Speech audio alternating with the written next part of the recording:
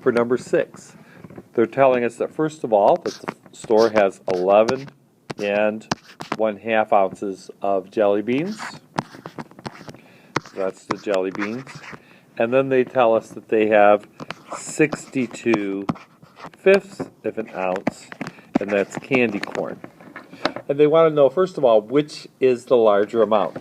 So just like we can compare only like terms, combine only like terms, we can compare only like terms. So we can't, in a sense, compare apples and oranges.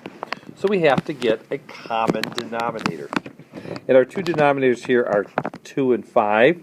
So 2, 4, 6, 8, 10, and 5, 10. So 10 is going to be a common denominator.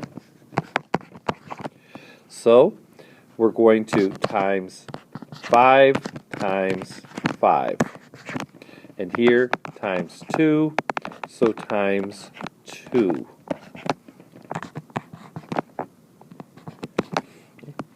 So now we don't have like terms because this one has whole numbers and this one doesn't. So we can make them go either way.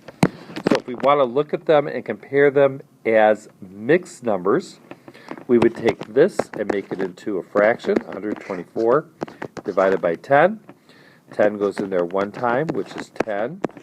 Gives us 24. It goes in there twice, which is 20.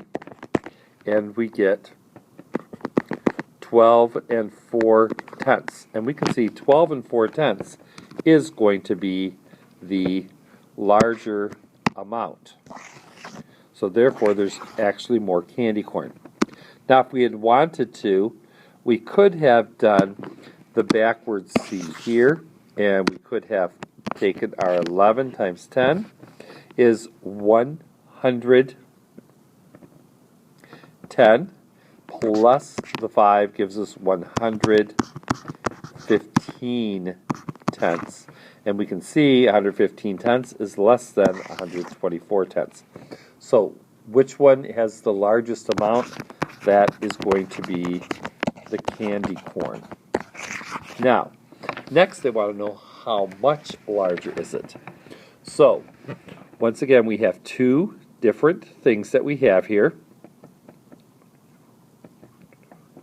So we are going to go ahead and which one has more. So we know that the candy corn is actually a little bit more than the jelly beans. The candy corn, and we can use it either way. We can say, for instance, 124 tenths and 115 tenths, or we can use the fractions that we have. So if we take 124 tenths minus 115 tenths, so this is 124 tenths, this is 115 tenths. So this one is how much larger, so therefore that's going to be the difference between these two numbers. So the difference, of course, is subtraction. 124 minus 115, and when we do this, we're going to get 9.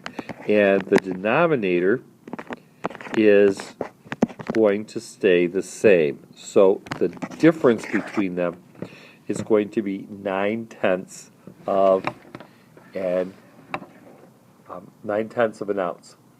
Now, if we were going to use, we could also use our whole numbers and our mixed numbers, 12 and 4/10 minus 11 and 5/10. So we could do 12 and 4/10 minus 11 and 5/10. Now, if we were going to do this, we can't do 4 minus 5. So we would have to borrow, make this 11, take the 1 and make it into 10/10, which would make 10/10 and 4/10 is 14/10. So then, once again, this 10 is just a term or tag. We just write it in. So we do 14 minus 5 is 9, and 11 minus 11 is 0. So we still get 9/10 of an ounce.